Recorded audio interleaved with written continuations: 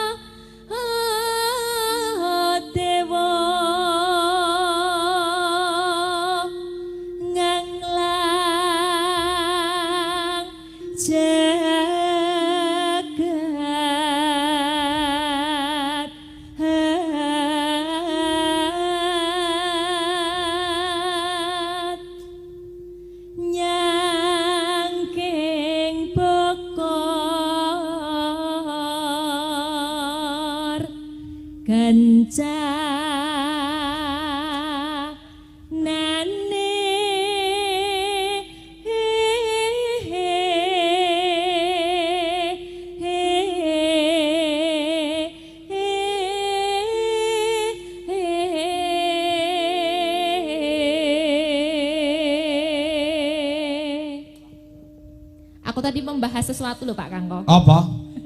Ini Pak Kangko udah mulai tidur normal kan sama Bu Dwi? Sudah. Ya kita kalau manusia itu kan tidur normal jam 10. Ya. Bangunnya ya pagi, Pagi, subuh subuh. gitu. Neng kok nek coro iki kok ade kon melek yo. Sakjane bertentangan lho ini pro dan kontra. Nek wong Jawa kok kon melek, jane sing bener melek apa merem nek bengi. Tolong Pak Ade sebagai seorang senior jelaskanlah. Yen Tumrape kesehatan ya ta. Ki apike jam 09.00 jam 10 wis turu. kuwi kesehatan. Ning tumrape wong Jawa kuwi bengi kon melek. Lah iki. Sing bener sing ndi ya, Cak? Ning ana lho sing melek bengi turu, ana sing lara ya ana. Bengi turu tapi loro. Iya ana lho, iki real ana nyata wong nggonku ki bengi kon turu malah lara. Bengi turu malah loro itu apa? Mbok ora ngerti, kowe takono wong dhewe kono. Berarti Dadi sing angger bengi ki melek. bengi melek. Heeh, yen awan turu ora ketang sak jam 2 jam. Oh. Itu ada. Heeh, mula terus dikaro wong kampung dijatah kowe jaga malam wae. Oh iya. Ditugaskan pada tempatnya. Timbangane melek ora ana gunane. Iya. Iya iya. Isi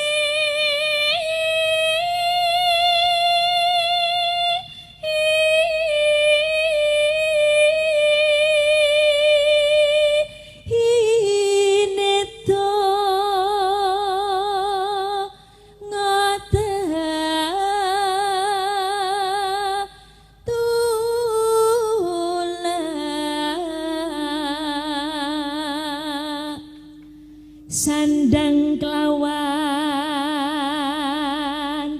pangan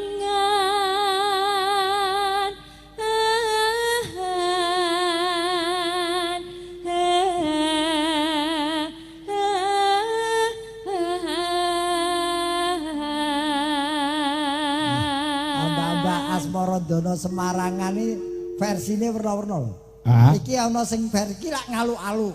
Ya. Sing kowe ngaluk ana sing versi sekak kae. cekake gimana? Bawane kendang Semarang, aku turu dadi nglilir. Kuwi disengkokke dawa ya ora enak. Iya iya. Mbak-mbak mung Semarangan padha Asmaradanane. Enaknya pendek. Pendek, dadi wong iki selirane dhewe-dhewe ana sing seneng dawa ana sing seneng pendek ngono. Iya, nek iki cara dawa ngaluk-aluk. Aku ngerti seliramu kan. Ahemu ki selisane ketok. Sampai mana tadi? Ya iku bagian Noen no.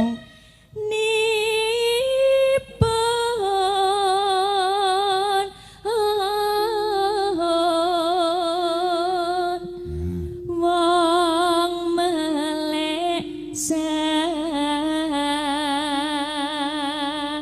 sabarna rimo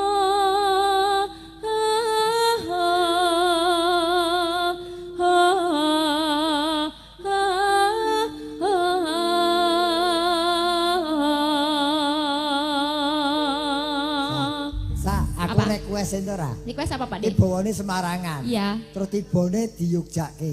Yogja nek apa? Lagu Yogja. Sing ngendang Nduk. Gudeg Apa? Gudeg Yogja iso, Nduk. Oke. Budek Yogyo. Oh, tak kira nek wingi dolannya ndi, Dik? Nduk. Aku ora dolan. Aku ora dolan. Dolan karepmu ora karepmu. Tak kira dolan menyang Sarkem. Aku anggar kelingan Suwargi Juragan Mbak Elisa iki kudu guyu sak rombongan iso lucu-lucu kabeh. Wes. Jujur. Wis kerep tak omongke. Apa? Iki gelem jujur kaya awakku barang iki. Jane awakku iki statuse dagelan ning kalah lucu karo dalan. Lah iya. Tenan kuwi jujur aku. Gua tak jak padu. Bener. Ya ndelalah kersane Gusti Allah kaya ora dawa umure Mas Eno Nugroho. Iya ning swarga papane. Nggih, ditungakne mugi-mugi mapan wonten kasuwargan jati ugi. Apa den kula Bapak Haji Mantep Sudarsono. Nggih, Dengan Roko Mas Entus Susmono, Kang Parsino Sleng. nggih. Lan sedaya kemawon para leluhur dalang ingkang sampun murut wonten kasidan jati Nggih. di ngapura dosane kang saged dipapanake ana swargane Gusti Allah. Allahumma amin. Amin. Ya, Oke. ya. Yo, mangga gudeg Yogja. Mangga. Yuk.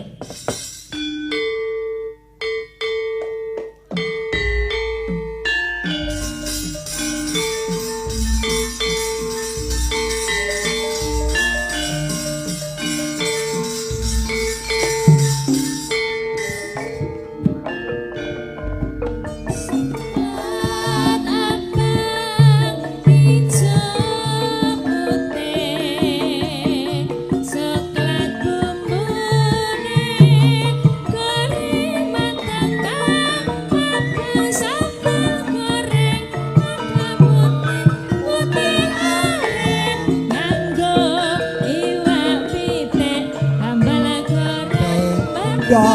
mesti nikmat waris waras nyoto gudeg Jogja gudeg Jogja nyoto nikmat gudeg Jogja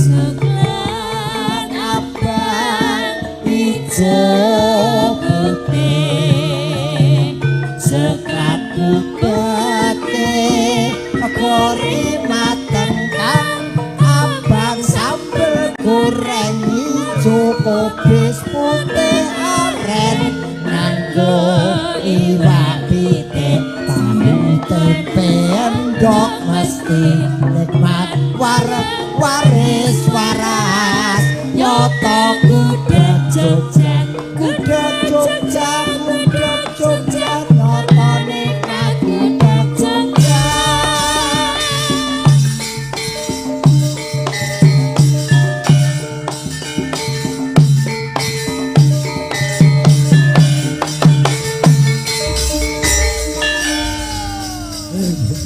wah seneng aku iki emansipasi tenan ya iki sing Ya. nembang wedok sing kendang wedok wis luar biasa iki wah Ndalah ki Dwijo Laras ki ya nemu-nemu bocah-bocah sing bertalenta. talenta lho ya. iki kurang siji iki wis Apa? ana yoga lanang yoga wedok yoga banci ngono iki Angel niku.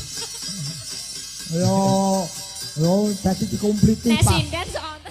Presiden ana banci. paket komplit tuh kowe. Ya muga-muga dadi seniman unggul ya, Nduk.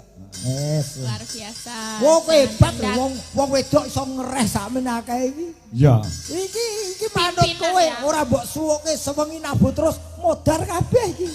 Heeh. Loh, Purbawasesa ana pengendang. Betul nek bis kae Purbawasisa ning sopir gitu, Mas. Ah. Nah, sopire ya nek wayangan ya sing ngendang. Wis pantes dadi pemimpin bocah kuwi. Ya Mas dikai lagu-lagu sing zaman saiki, Mas. Ah, aku Ken karo Mbak Elisa tak kon ngancani karo anu sapa jenenge kuwi? Sapa, Mas? Mayang Anjarsari. Ayo, Mae. Ayo. Disupoti cara Bali, Mas. Ya. Mari berdiri yo.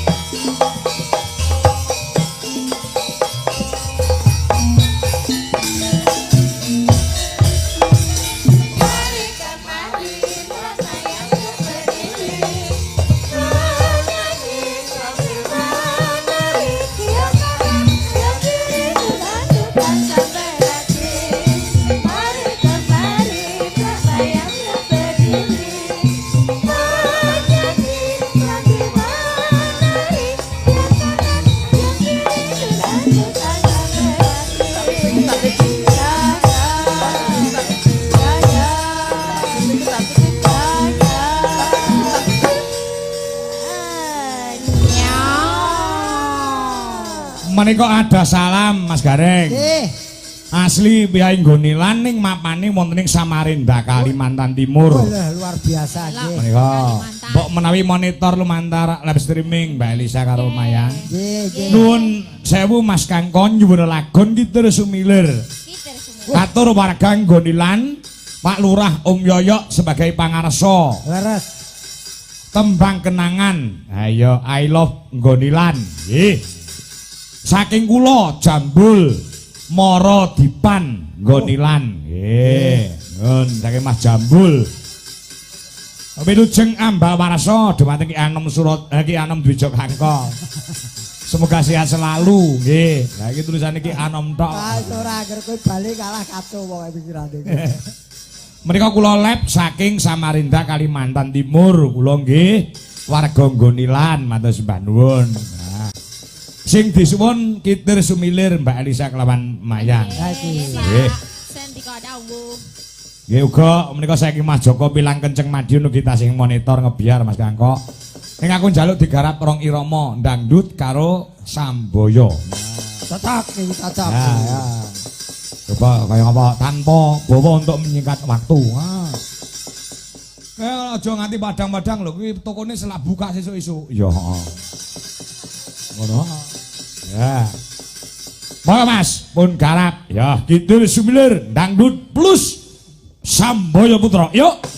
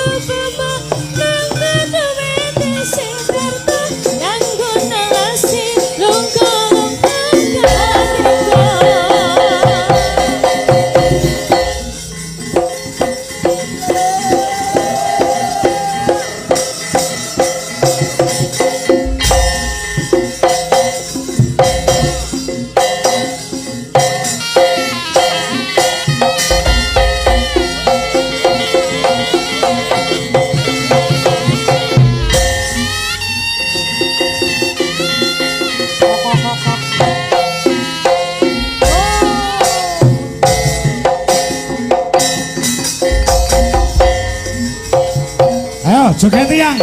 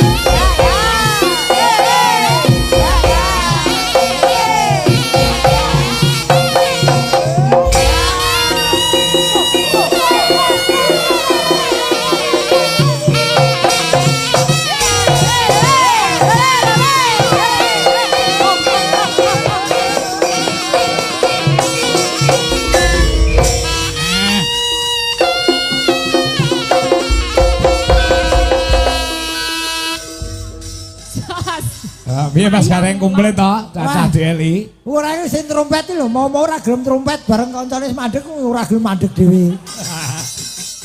Pancen nek cara Jawa Timuran cara Samboya kuwi trompete iki mandege kari dhewe. Oh, malah justru ngono. Oh iya. Oh, iya iya. Dadi apa jenenge kuwi suwuk koda cara trompet ya ngono kuwi. Koda trompet ya ngono mriki kari dhewe iki gen ketok lek lho. Oh ya ya pancen itu ciri khas. Heeh. Ya anu pancen tanpa trompet tidak terasa Ponorogo nih. Bener. Heeh. Mas sing trompet Inun to? Inun cah kuwi sitok kuwi apa-apa nek iso. Wis ora nyanyi to? Inun kuwi lho. Wis ora nyanyi. Kok iso Inul. Inun. Oh, tak kira Inul. Heeh, ya. Wis sing apa-apa iso sing ngethuk kuwi ngethuk iso, ngrebab iso, gender pinter, trompet iso, nambal ban pinter. Dadi komplit. Yo iso nambal ban kuwi. Oh iya toh? Iya tubles. Oh toh. Tambal ban tubles. Oh iya iso, bener toh? Bener, tenan kuwi saestu. Oh ya mbok sesuk bane dalang kuwi tublesen lho. Oh, aja ngombledos tenan dhek men dirasani ban kubis bledos ning tole. Oh wingi gone Bayu ya bledos. Oh iya. Heeh ning tol ya ning tengah tol. Heeh, wah ya. Nembe Inun kuwi. Heeh, ya syukur. Ya. Dadi selain SSN kuwi ya gelare ya STB. Apa kuwi? Ya sarjana tambal ban. Oh iya ta? Heeh. Weh, ya. Yo, kuwi kelebihan.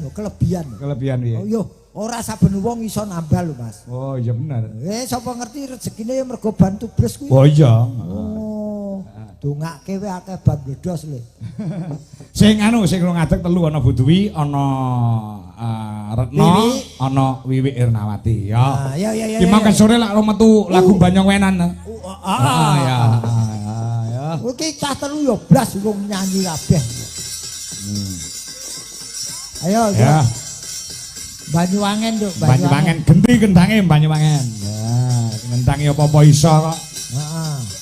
Pokoke golek apapun di duwe Jolaras insyaallah tersedia. Betul. Baru maupun yang lama tetap jalan. Jalan. Iki lagune lawas ning diaransemen karo Dwi Jolaras Indonesia sing nulis pengendange DLI ya kuwi Mas Eko Widodo SSN MSN dosen isi Surakarta. Oh di aransemen meneh. Ya. Oh ya. Dibumboni cara masakan. Ora lagune apa kuwi? Loro sesigar. Loro sesigar. Sing sigar loro. Migren. Oh migren to. Heeh. Tak kira sing sigar. Migren. Ya. Monggo lagune Migren para kanca. Nah, ya. Iki kendange Banyuwangen ya kudu digondali. Ya. Wah. Sikile kudu ditaleni ya, Tru. Ya, heeh. Lungguhe kudu rada dhuwur. Heeh, ya, heeh. Oh ciri khas iki. Ya. Monggo para kanca, cara Banyuwangenan balungan cara Pulau Dewata. Yuk, dados.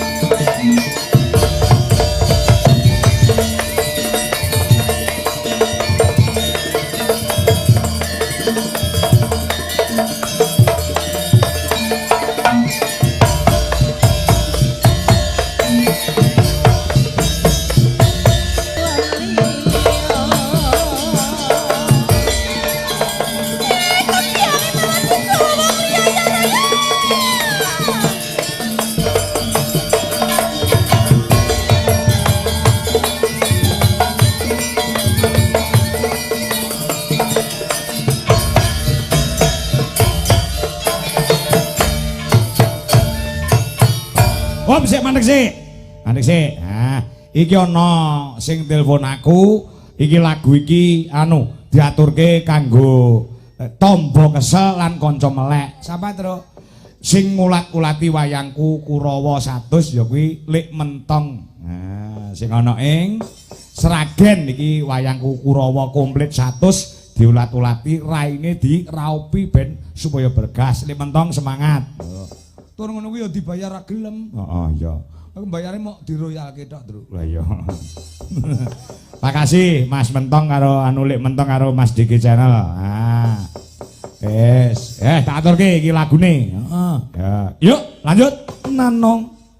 Halah nakut rikala ati janjine riko yulayani ruh gede sing arep kenalan wis kadung ati loro sesika halah nakut rikala ati janjine riko yulayani ruang ketik sing arep kenalan wis kadung ati lara sesika sapa wonge sing kantru-kantru para siji rasane sewu galangane ring triji kiwa yang mawar digawa wong liya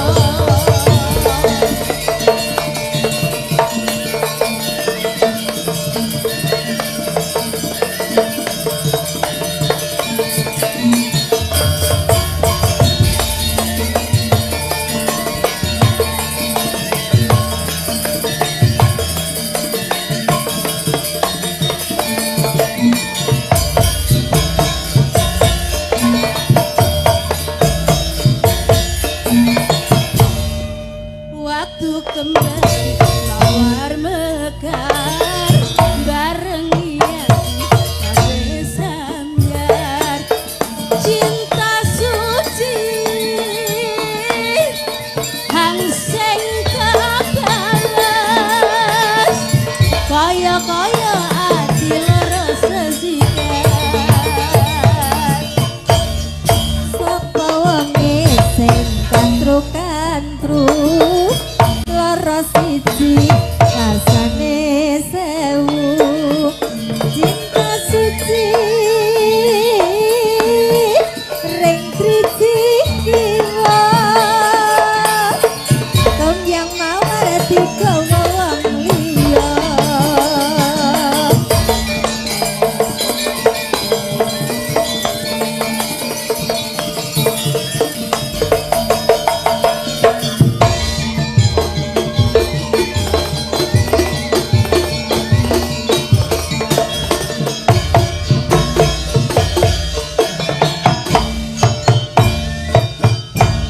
halah nakut rikang lara ati janjine riko yulayani ruang iki sing arep kenalan wis kadung ati loro sesika halah nakut rikala ati janjine riko yulayani ruh gede sing arep kenalan wis kadung ati loro sesika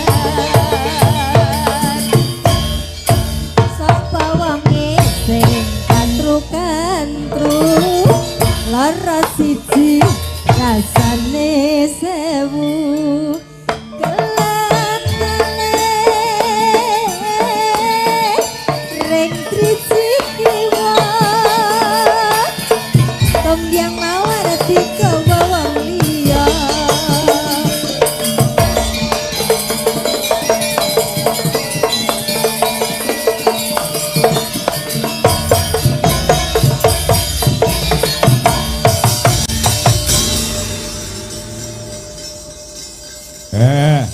Iki insyaallah dalang se-ex Karesidenan Surakarta Nggih. urung ana sing nggawa gamelan Bali kaya ngene iki Mas Gareng. Wah nggih, ini Sing- perpaduan.